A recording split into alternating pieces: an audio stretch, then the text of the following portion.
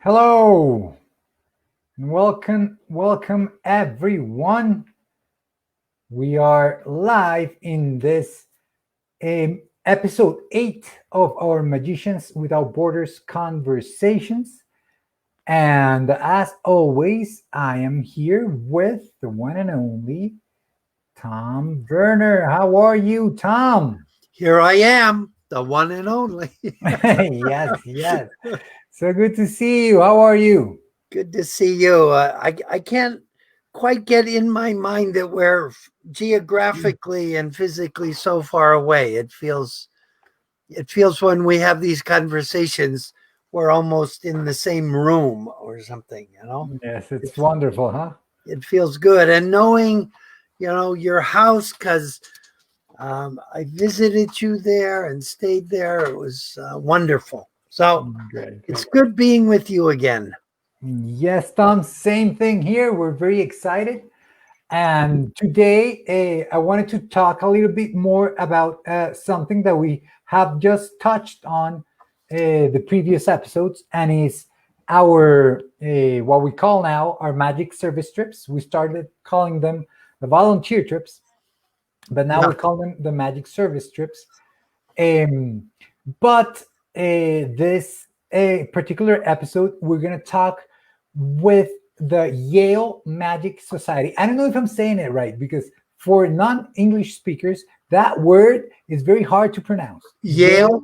Yeah, I always say Yale, and then they're like, "What, behind bars?" I'm like, "No, it's very hard for me to distinguish." Say it again. Yale. That's perfect. No, it's Yale. perfect.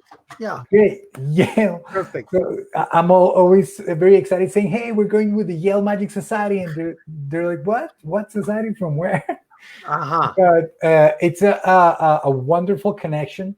And before we bring in our guest, who is here, and she is the current president of the Yale Magic Society, Aden. I'm very eager to talk to her. But before we do you remember when this idea of traveling with the Yale Magic Society came about? Tom, do you remember? Yeah. It's a very kind of vague memory, but you and me and Alex, who we're going to be talking with next week, which will be very exciting, we're having lunch or dinner or a meal at the International House of Pancakes or something. Oh yes, in New York. And I know it came up there, but how did it come up? Alex was probably president of the Yale Magic Society at that point. Guess. And yeah, that was 2016.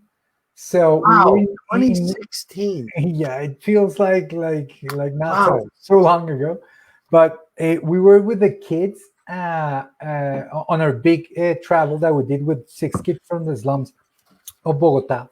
We went to New York, and I remember it was one of the last days. We said, "Hey, let's schedule some time so we can talk." And I was actually super,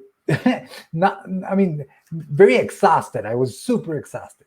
Oh my God, you just were juggling like 10 balls in the air. I remember I was just laying on the table like this on IHOP because I was so tired. And I wanted to take the kids to IHOP because over here in Colombia, we don't have IHOP. We don't have something like that. A place where you can go and have pancakes. That's something that's so rare. So we wanted the kids to be there. But you have wonderful crepe e-waffle. Oh, yes. Crepes and waffles. Yes, we do have that. Which I would argue that it's way better than IHOP, but way better. That's for another conversation.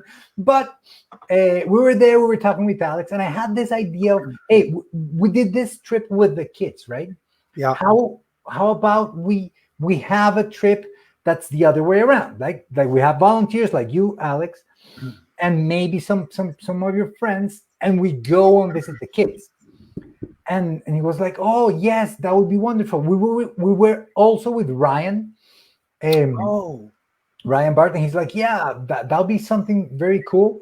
And what if we do this kinds of trips? And we started talking about how it would be, and then we started talking about who could we talk into going with us, right? Who could we who could we give a call or have a group of magicians that are interested in doing social work with magic and that could travel with us. Yeah. And that I think Alex just said, "Hey, how about the Yale Magic Society? I think that would be awesome." Now, was that October? That was at Performing the World? Yeah, that was October 2016. Mm-hmm. Wow. That's kind of amazing because we went to India January of 2 months later. Yeah, you guys were like, "Yes, we can do this," and you were like, I can set up India like this." Yeah. And do you remember how organizing that trip was different, like the other trips that you did to India? Do you remember something like that? Yeah, I mean, there were. I was trying to remember. I think there were 10 of us altogether, because Jen Kramer, who I'd like to talk about a little bit, and her friend Dylan were there, and Alex and Han and Rose and Max and a couple other folks I'm forgetting at the moment. but setting the trip up, what we were going to do once we went to India was not a problem. That was the least of the problems, because I had been going to India for 15 years at that point, and worked with a couple of organizations, but one in particular, Our Children, that worked in 40 orphanages and institutions. And the man who runs it, Dhananjay, he would just get on his phone, and within 15 minutes, we'd have 20 shows set up. So we had so many shows set up. Well, we can get into that, but the logistics were what was a little complicated, because it's a long flight. It's 14-hour flight from the United States to Mumbai, India. And people were coming from 3 different places, from New York, from San Francisco, so coordinating all of that. Alex actually did all of that with the Yale Magic Society. And they met every week. They still meet every week. And they chose tricks they were going to do, and they worked on it. And I didn't actually realize that they were very, most of them were very much amateur magicians. They had performed very, very little. So they had a month or so to develop 2 or 3 tricks. And then we ended up splitting up into 2 groups. So they only had to do 2 or 3 tricks, because there were 3 or 4 of us doing a show, because we split into 2 groups. That's good. That the logistics, having someone on the ground on the place that you're going, is so helpful. Even though the logistics of getting everybody there to the same place might be, that was the really only complicated thing, because a woman who's very involved with Our Children, a woman named Kalyani, she lives in like a high-rise apartment, a kind of a cooperative, and they had 3 or 4 empty apartments for guests. So she just reserved those, and so we had places to stay, and it was very inexpensive also, which was great, because the airfare is fairly expensive, So. And that was the first trip, right? So India, mostly magic for places who have not seen magic, a bunch of shows. Do you remember how many shows you did on those 10 days? It was something crazy, right? Dhananjay he and I joke about this. When I go there, I usually do 3 shows a day. So he, so maybe in 5 days, I might do 15 or 18 shows, one in the morning, early afternoon, late afternoon, sometimes one in the evening, because he has all these orphanages. So the Yale magicians just were not used to performing. And one of the most wonderful things, and India is, let me just stop for a second and just talk about, there's no place, everybody says this, there's no place in the world like India. It just, when I first went there, I wrote a postcard back to Janet, and I said, every 5 minutes, I see something I've never seen before. Every 5 minutes. It's just so amazing. The ancient and the modern, You'll have a Mercedes, and right behind it is a buffalo, going down the road, and a cart, and just amazing. And it just is kind of exhausting because you're seeing so many new things, and it's so intense. And I'll often stop and say to the person beside me, like we're just at an intersection, and you might see 200 people like right there crossing the street and on the sidewalk. And so it was very intense for the Yale magicians. And something that was really, really wonderful, and I think part of the service trips gift, they're certainly a gift to us, and they come and they perform, and they're just so much fun and so enthusiastic, and it's just terrific.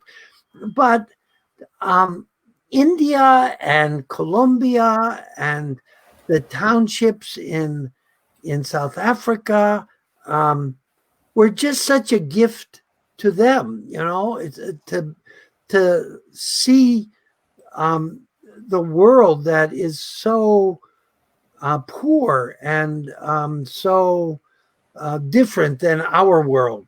Yes. And it's just opens their eyes and hearts in a wonderful way. I agree, Tom. So I mean, that's such a gift, and we wanted to mix that with what I guess my generation, and from my generation down, we are very excited about traveling, because traveling is very cheap now. You can go to most places, and there's this, I don't know how to put it, like restlessness of our generation, of wanting to see everything and wanting to see the world. And part of that was why I put upon myself to take 6 kids from the slums of Colombia to New York. But then we said, okay, so India was very intensive. How about we go to our another place where we have a program, Costa Rica, which was our second place, our second trip. Yep. And we do it like more half and half, more half travel, half magic service trip. So half and half. And we did this again with the Yale Magic Society, and I think it was wonderful because they got to experience a bunch of stuff. They went to many different places in the country, and some days were just traveling, some days were just performing, some days were half and half. And we learned a little bit about it. We learned a little bit. Then we did another trip to Colombia, and I think that was the most diverse, because I live here, so I was able to organize everything. And then we went to South Africa. But in all of those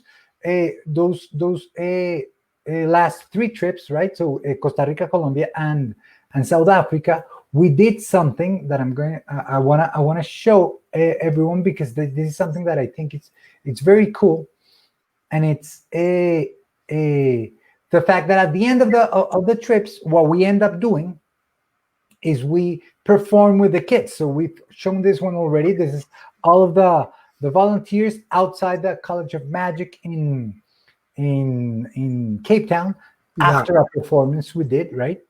This is in Duitama, where we did a performance with the kids, and I mean, there's so much that goes on this trips, that at the end, the main activities get to meet the kids of our program in the place where we're at, and put on a show. Yeah. And that was different. That was the first time we did in Costa Rica, then in Colombia, then in Cape Town.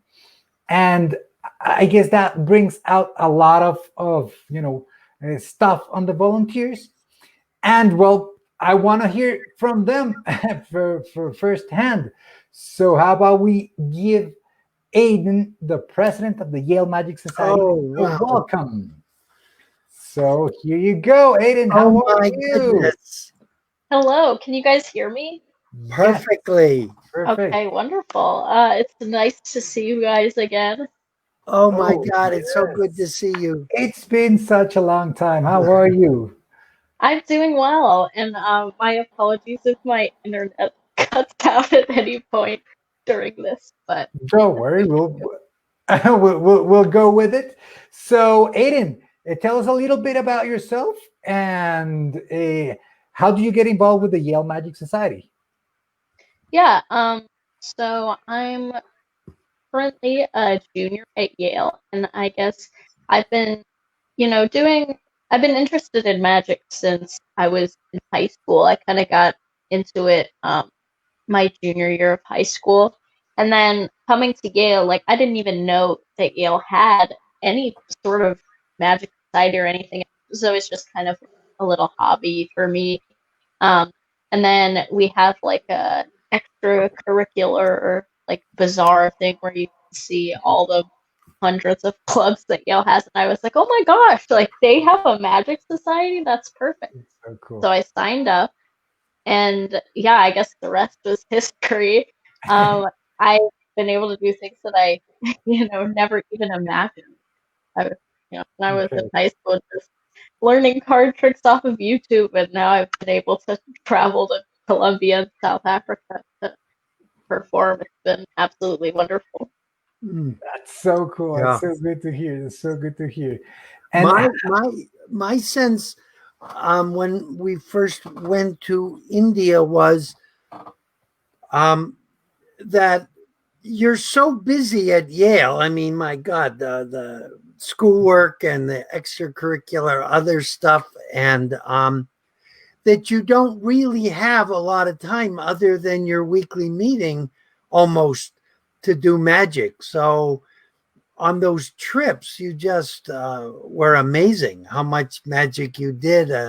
If we were taking a trip from one place to another, you were always had a deck of cards or somebody was working with the linking rings or I mean to look back in the bus it was just this whirl of magical activity and teaching each other and they're really that's a whole other component to the trips. yes, yes, we're all magic enthusiasts, either professionals or hobbyists or new at it, and the exchange that goes on every level, like on every place that we're at, we always have a pack of cards and whatever, and it's so cool to see, so cool to see.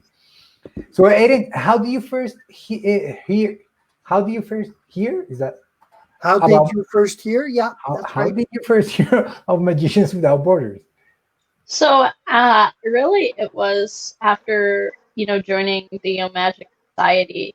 Uh, Alex Posner, who you guys were talking about before, said, "Hey, we are doing this trip to Colombia. Great opportunity to travel and to perform and just have this new experience." And I said, "Sign me up." I love to travel and I love to do magic. So, it was a perfect combination of the two. And I am extremely happy that I was able to go along with it. And obviously, it's been super wonderful to get to meet all of you guys that are, a part of the program. At first I kind of didn't realize, you know, that it was, I guess, a separate thing from the Yale Magic Society, like because Uh-huh. Alex is also a part of it. I kind of was, oh, this is a Yale Magic Society trip, like that's wonderful. But then now to when I realized it was actually an international organization, I was like, oh my gosh, this is so much cooler and even a lot more meaningful because Mhm. I could see that it had, even more far reaching impact than I would have No, previously thought. Yeah. pretty cool, pretty cool. So, do you remember this moment? Do you remember where we were there? Do you Yes, remember that? no, this was a wonderful show. I remember doing a rope routine and doing invisible death with Danny. Yeah, it was wonderful. This is in a town. So this was your first trip, right? Your first trip was to Colombia, right? Hmm. So this is a town called Duitama, and it's a very small town. and we went to the slums of this very small town. And I remember we were going up of this mountain, like on the van, going up, up, up, up. And as we went up, up, we started seeing sheep, and some sheep were black, some sheep were white, and we're like, why are there sheep here? And then we wandered up like in a very very old church, and like on the back side of the church, we set up that tent, and the kids were just. I remember the kids seeing you guys, and they I don't know why, but they I don't know how to put it in words, but they flip out when they see strangers, especially people that don't speak their language there. It's such a wonderful thing to see. So for me, being a Colombian, right, and being part of the organization of the trip, seeing that, it's wonderful because the kids were like, "Oh, let's take a picture, and can I give you a hug? Can I give you a kiss? Can you?" They just want to interact, right? But for you, how was it for you when you were, put in that situation? Yeah, I mean, it was definitely kind of crazy because we get there and my Spanish is, far from excellent.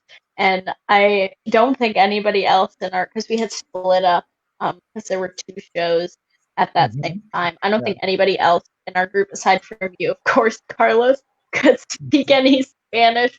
So we were really just kind of piecing together what we could and communicate in the best way that, we could with these kids. And that was, one thing that, again, like really strikes me about magic is you don't even need to speak the same language or have anything in common or have, any overlap in cultures or whatnot. And it's still kind of this universal language. Like we could get on that stage and perform and everybody was having the same, I guess, like reaction of awe and amazement. And we were able to, I guess, bring out this joy and happiness to a lot of people who maybe had never seen magic before in their lives or had never seen people that look the way we do or speak or don't speak their language. And I don't know, it was really powerful to be able to go to this completely different space and to perform in a way that everybody could understand and get a great reaction from it. Yes, I agree. And I remember that after that show, I don't remember if it was after or before, but later we did a show, all the group, right, in the middle of a park, outside, no sound system, no nothing. It was getting dark, and for a seasoned magician that has done street performing for a while, you kind of know what you're getting yourself into. But for somebody like you, Aden, who had not been in a professional setting of magic or doing street magic for a long time or whatever, it must have been challenging. Do you remember what you felt when you were put in that situation? Yes. So, I think I generally have a bit of like, oh, well, let's just like try, let's go for it kind of attitude. And I didn't really realize how much of a challenge it was going to be until I, was trying to give people instructions for what to do with cards. And I was like, I don't know how to say any of these words. So I was just kind of doing some vague pointing and it was, it ended up working out okay sometimes. Sometimes I just had to completely abandon ship and be like, okay, let's try something else. But yeah, I mean, one thing also, I was doing like a Rubik's Cube trick where you pull a Rubik's Cube out of a bag and it's solved. And I mixed up the words for full and empty in Spanish. So I would show them an empty bag and say, it's full, right? And everyone was like, no. So definitely that was like a little bit nerve-wracking. But again, like I was saying before, even when you don't really fully have the words to describe what you're doing, because magic is, especially the magic you're doing, is so visual. Even without being able to communicate super well, we were still able to like put on a really good show for these kids, and a lot of them came up to us afterwards and were, asking to take pictures with us, which was really something that I didn't expect. And I probably had it easier because I had at least taken a little bit of Spanish in school. Most of the others had no Spanish. Yeah, because when I hear that song that you did your rope trick to, I still think of you. That was just terrific. It's great in a situation like that when you have music and just something visual, and that was just such a multi-phase, rope routine, and people loved it. It was great. Yeah, and I just wanted to show this this funny picture, and then tell everybody where we were going. So this is a place called Villa de Leyva, and this is you and Lil. You're taking the sun in the middle of a square in Villa de Leyva. Oh yeah, Villa de Leyva for me is one of the prettiest towns that I know. It's that town square is humongous. It's huge, and I mean, something happened at night on that day that I'm gonna try to show you guys right here, because it was something that for somebody who had never been in that situation before, you did wonderfully. So this is a little video of a little impromptu magic. Oh yeah, we came out of the restaurant. Yes, we came out of the restaurant and this happened. A little street performance. A little spontaneous magic. There we go. That's the best kind of magic. Yeah. Soy profesional, creo que. Yeah, I always have a hard time showing videos, so let me see if this just works better this way. Anyway, I'll put a link of this in the show notes, but this is you, Aden, doing an impromptu show in the streets of Villa de Leyva without even knowing that you were going to do so. And that's why I think I was kind of making up the script as I went, because normally I had been performing it to music. Exactly. So you were put in that situation again where you started walking, and do you remember why the crowd started gathering around you? Not exactly, actually. I don't really remember. I think maybe we were with a local magician, and he was maybe showing us how to do something, and so some people started to come up and see what was going on. And I think he had some ropes too, and was showing me maybe a tip with the rope. So then they started coming up, so I turned around and was like, "Hey, you want to see something?" And then it just kind of evolved into That's pretty good, because I remember that moment and saying like, "Hey, that takes courage. That takes wanting to do it," and it was so fun to see you enjoy it while you were doing it. And another thing that I think was challenging was this show. So, and we did a bunch of those kinds of shows, right? This was also in Villa de Leyva, was for an elderly home. And it was challenging because we were a bunch of people, right? If I counted, there was 1, 2, 3, 4, 5, 6, 7, 8, 9, 10, 11 magicians, right? And trying to do a show for a live show with 11 people is just crazy. And we were doing that, but again, we were doing that with elderly people who might not listen very well, who don't speak the language. So do you have any thoughts on doing magic for elderly people not in your language? Yeah, I mean, it was also our first show, so it was we had absolutely no idea what we were doing. And we just kind of walked in, and thankfully Tom was able to take the lead a little bit and kind of like find the people in the audience that were maybe a little bit more receptive to being volunteers or had bigger reactions in the crowd. I remember there was this one woman who was really, really excited about it. Oh, So yeah. we used her as a volunteer many times. Oh, yeah. And I remember that man behind me over my shoulder there with the mustache and the hat on. He's the local magician that Aden was talking about. Yeah. Yeah. He's He called was, Macandal. what was his name again? Macandal. Oh, yeah. Right. Yeah.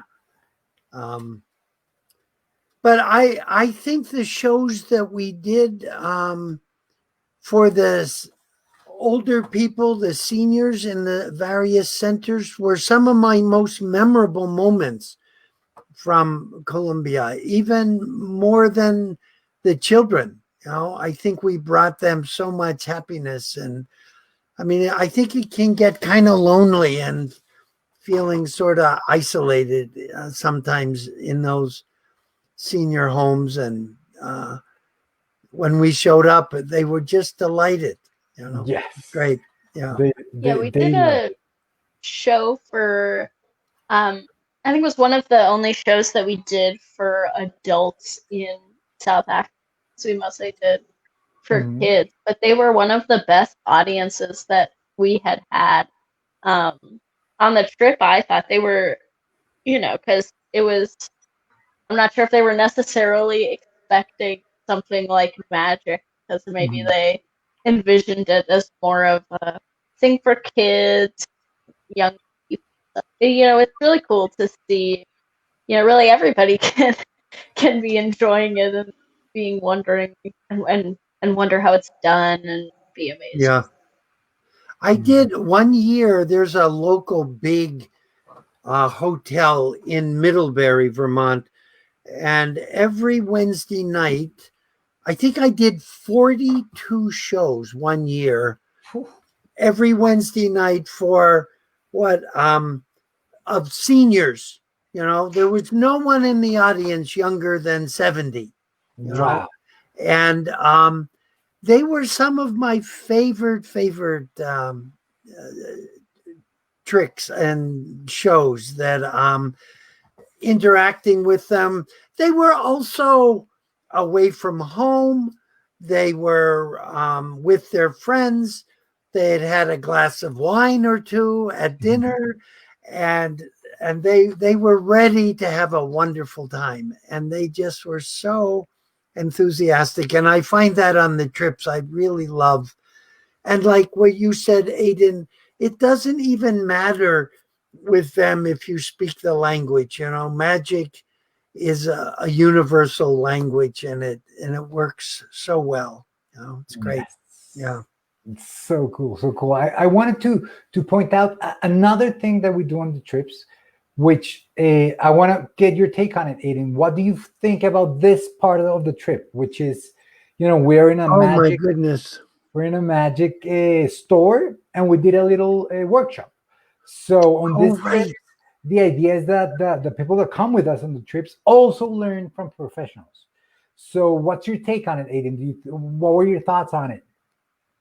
Yeah, so one, I guess, uh, aspect of the trip that I didn't necessarily expect was how, I guess, inspired I was going to be by being surrounded by a bunch of magicians for a couple weeks, just learning a bunch of new tricks.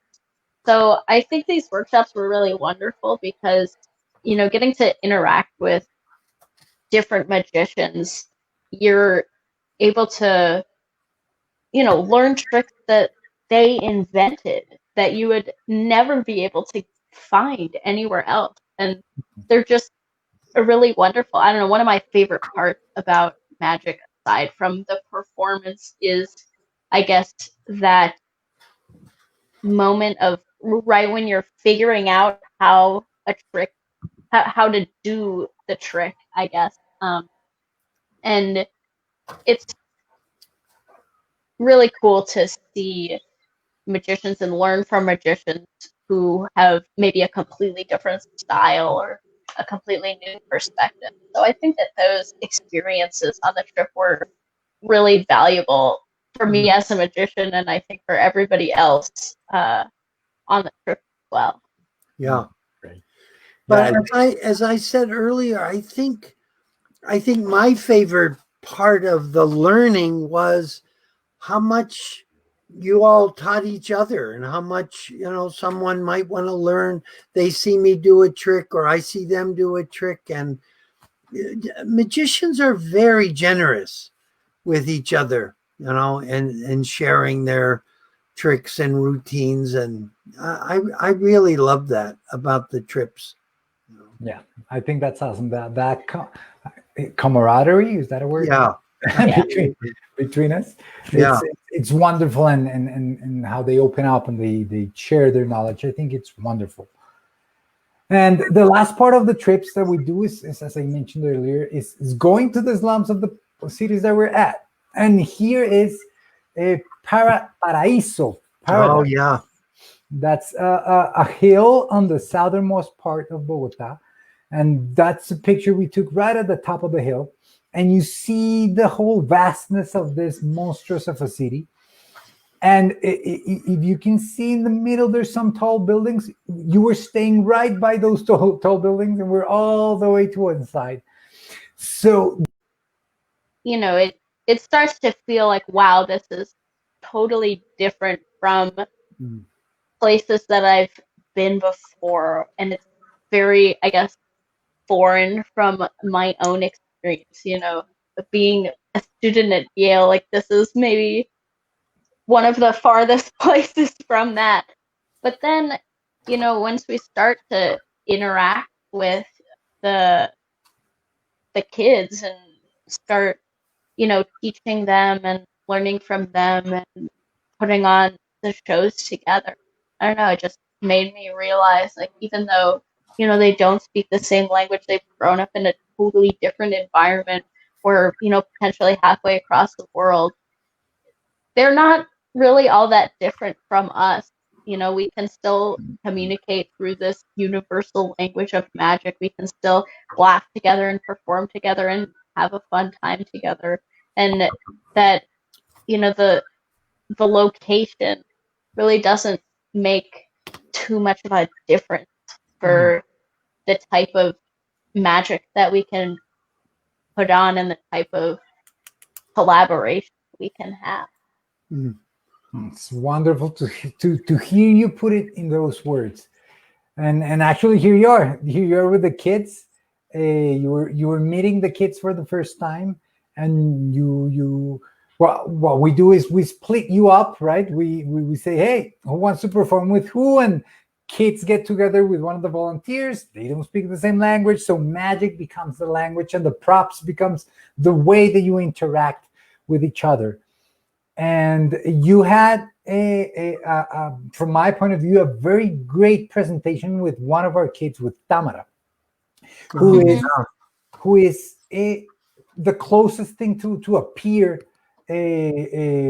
with the kids, meaning she's roughly your age. She's going to university, and so, but she's from a completely different background. But you got together to do a show that, for me, it was so cool to see you perform together that robe routine, because Tamara has a robe routine, you had a robe routine, and you started doing a robe routine together. So could you tell us a little bit about that? How was it to build a routine with her? Yeah, I mean, I think, starting off, it was good because she was doing ropes and I was doing ropes, so a lot of it was overlap. And the toughest part was not so much learning the mechanics of, how the magic was done, but it was rather compiling, I guess, a performance. Like, what were we going to incorporate? What were our roles going to be? What was our, like, shtick and performance going to look like? And so I guess coming together, I was able to use a little bit of my, like, rusty Spanish, and we kind of, talked a little bit about what we wanted and practiced a lot of times and ironed out the kinks, and we were able to, I guess, incorporate a lot of aspects from her routine and my routine, and I thought do it in a way that was really a pretty even split between us in terms of, I thought it was a really good, partnership and team effort on that front. And that was another thing that made it really special because I had never done, I had performed in shows with other people, but I had never done a specific routine with another person. So I think that was one, a really good learning experience for me on that front, but two, to be able to do that with somebody who, we don't speak the same language, we're from completely different places. Like I mentioned before, it really goes to show that these are the type of things that can be done between anyone, and that magic really serves as, I guess, a connection, that really good. It really fosters a collaboration, which was just really exciting, fun to see. That's wonderful. Yeah. It's so cool, so cool. And this is the last thing we did there. We're taking a bow at a theater after doing the show. And now picture this. That's 1, 2, 3, 4, 5, 6, 7, 8, 9, 10, 11, 12, 13, 14, 15, 16, 17, 18 people performing that we can see there, but there were more. There was like 20 plus people performing. Oh, yeah. So how many times had you performed in a theater like that before, Aden? I mean, I had performed, we performed one show in a much smaller, like Yale theater that we used to put on our fall Halloween show. Oh, right. But other than that, we had 2 shows in the fall. Those were the only times I had ever performed in front of more than, a couple of my friends. Just like doing a card trick on them. So to be able to get so much experience just performing on these huge stages here in front of tons of different people was, at first it was a little bit nerve-wracking, but then kind of once I got into the flow of it, it was really nice because it just meant that more people could be seeing our shows and experiencing the joy of magic. That's so cool. And now that you say that you're nervous, right? Because we've never done this before. The kids still looked out to you, all the volunteers saying, "Oh, I'm going to perform, but I'm going to be with them, right? I'm going to be." So they actually want to be physically close to you, so that you can almost hold their hand while they're going to perform. Because this was the first big performance of the kids, like in a nice place like this. So that's so nice to hear, because even though you were nervous, even though you were, this was unexpected, challenging and everything, it was such an example for the kids that they still remember. And that's just wonderful to have witnessed. That's just something that for me I'm wonderful that it happened. And I am just so grateful that you guys decided to do this, that you said, hey, let's go to Colombia, let's do it. And then you went through with all of it. Yeah, I mean, go ahead, Aden. Go ahead. Oh, I was just going to say, I am so thankful that I was able to come on these trips as well, because both Colombia and South Africa have been, some of the best and most meaningful trips that I have gone on in my life so far. So, it's really good to know that we had as much of an impact on these kids as they did on us, because it's certainly a memory that, I look back on very fondly, and I feel like I will never forget. Yeah. That's so cool. Carlos and I have talked about that, that I think we know better, but we sometimes say, we go and we do these things for these people and we give them so much, but we get so much by doing it. It feels, I think I must get more than I give. It certainly feels that way. Yep. Yeah, the balance is like this. Yes. It's Yeah, like you get a lot back. yeah, it's really really wonderful. Uh, can I just ask, what is the Yale Magic Society able to do these days with the pandemic and gatherings and all those kind of limitations and protocols and blah blah? Yeah, so we just recently had our auditions and accepted our new members for this year. Oh, So you far, everything did? has been over Zoom. It's like we've had online meetings because there's a lot of Yale regulations right now for meeting in person. And Yeah, even if there weren't, we want to be as safe as possible. right. Like magic is super fun, and we all love doing it together, but it is not something that absolutely needs to be done in person. So, Yeah, we'd rather be safe than sorry. But yeah, right now we're looking into um, potentially having some shows over Zoom, or if things clear up a little bit and it is allowed, maybe having some sort of live performance outside, wearing masks, social distance, and everything. But yeah, still yeah, something that we're working out. yeah. I think Carlos and I talked about this maybe last week or the week before, that I think Zoom is forcing us to develop in ways that I found myself developing when I went and had to perform for people who didn't understand English, like in the refugees camps in Africa. And I had to just make things really big, and I had to use my body in new ways, and I had to communicate in different ways. How much it helped my magic when I came back and was able both to use language and now.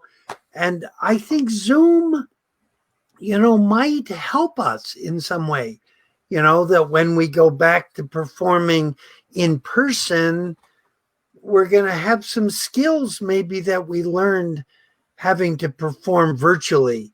I don't know. What do you think? What do you think of that idea, Carlos or Aden, or what do you think? Yeah, I think that definitely, and I mean, it challenges us to do different kind of magic, different kind of interaction. But also, I think it's very cool that through something like this, if you set the camera, the angle some way, you can do close up magic, Yeah, which is one of the most powerful kinds of magic for a big audience. And I think that's something that's very positive, right? that's The interesting. Yeah, I recently saw a show of a guy who's very good with cards, and the show was mainly the camera pointed at a mat and he doing stuff, but we were hundreds of people, so that couldn't have happened otherwise, yeah, because when you go to a theater to see a close-up show, to have 100 people having a good experience, like seeing the close-up magic the way it's supposed to be seen, it's super hard. yeah, So this was a very good way to experience that, I think. yeah. And we were not in the same country, so that was cool. That's amazing. Yeah, yeah, Yeah, what do you think, Yeah, Aiden? I mean, I feel like I haven't had a ton of experience performing over Zoom, but everything that you guys are saying makes sense. Every time, you close one door, you open another one. So while there are certain disadvantages and certain tricks that you can't do over Zoom, it's we're definitely looking into seeing what type of things can we incorporate that like we wouldn't otherwise be able to, which yeah. is always a good thing. I mean, as we're talking about this, I'm starting to feel sad that we're not going to have a trip this January. Yes. It just feels ah. Yeah, that's not so good. It really has become part of my kind of calendar. That Yeah. January I would be somewhere with these wonderful people from the Yale Magic Society. We'll do it next year. Next year in Jerusalem. Or Yeah. next Oh, year I'm somewhere. definitely looking forward to when we can go on another, because like I said before, the 2 trips that I have been on have been just absolutely wonderful experiences. I'm very sad that we can't go on one this year, but I'm Yeah. glad that everybody is staying safe. And Okay. I hope like Han and Aaron and some other people, after you graduate, you might still be able to come on one. That would be wonderful. You know. Yeah, Yeah, definitely. that would be wonderful. Aiden, I I want really to hope so. I want to end this show with a couple of questions that I want to ask you directly. So, out of all the things that you have done on the trips, what moment or what do you remember most vividly? So, I mean, I guess this isn't super magic related, but more of like a wow, this is incredible kind of moment was um when we were in South Africa, and I think we had just gotten back from performing a show in one of the poorer areas, and then we kind of came back, and a few of us went down to the beach, and it was just, it was a really, I guess, powerful moment for me to see kind of the difference between, like, I don't exactly know how to describe it, but to see, I guess, sort of to see the city as a performer going to these lower income, more underprivileged areas, and like being able to bring some joy there, but then also to be able to see the city as, more of a tourist, like go to the beach and there are just these spectacular views all around. I really feel like I got um, more of an actual feel for what Cape Town is like. Whereas, when you're traveling somewhere just as a tourist, you only see the like really beautiful, like best parts that are advertised that everybody wants you to see. So I guess it was a really like powerful moment for me to be able to kind of see both sides of Cape Town, be able to bring a little bit of magic to some areas, and then be able to see, the beautiful beach in town and the other areas. Overall, it was Mm. Wonderful answer. Thank you for sharing that.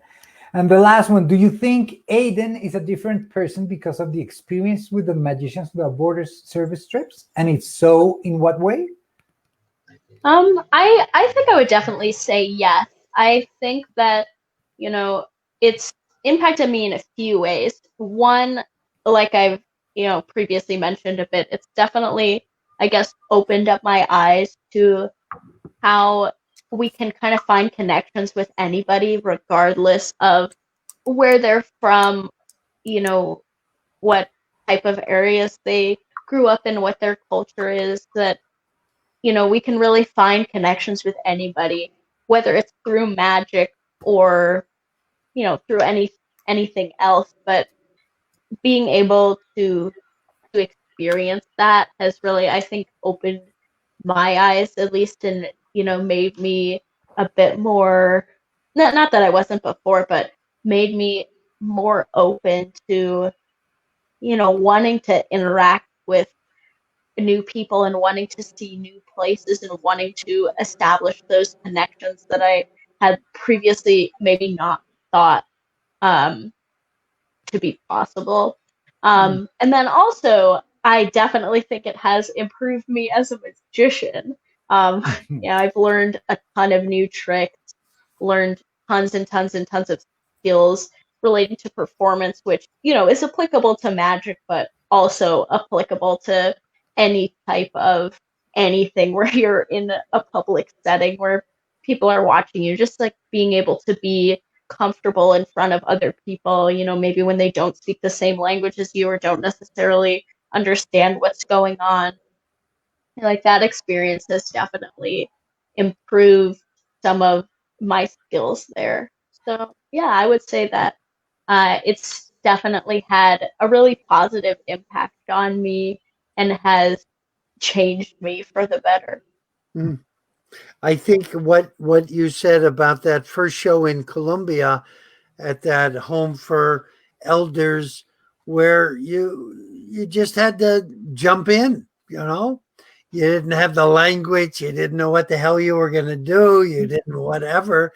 And isn't that where we find ourselves sometimes in life, Yeah. whether it's in a one-to-one conversation or whether it's in a group or whether we're called on in a class? What do you think about this, Aden, or whatever? You just learn to improvise and respond and show up, whether you're fumbling or, you're not going to be perfect, but you're going to show up. It's fantastic. Yeah. It's great. Yeah, this was wonderful. Aden, thank you so much for being here with us today. Thank you for leading the Yale Magic Society and doing the work that you do there. And hopefully we can do another one of these trips in 2022. 2022. It sounds so far away. Yeah, sounds forever. Well, thank you so much for having me. It's been wonderful to talk to you guys. I know it's been a little while. And yeah, say hello to the other members for us, I please. will. Oh, And please. I'm sorry that I couldn't get anybody else to join today. I asked a couple other people that had gone on the trips with us, but Josh had a midterm and somebody else had a dinner thing. So unfortunately that didn't work out, but maybe some other time. Yes. Well, we got you, and that's really, really wonderful. Thank you. Thank you. I agree. So thank you everybody for joining us on this 8th episode of the Magicians Without Borders Conversations, and see you next week. Okay. See you everybody. Have a great night. Bye. Thank you. Thank you, Carlos. Thank you, Aden.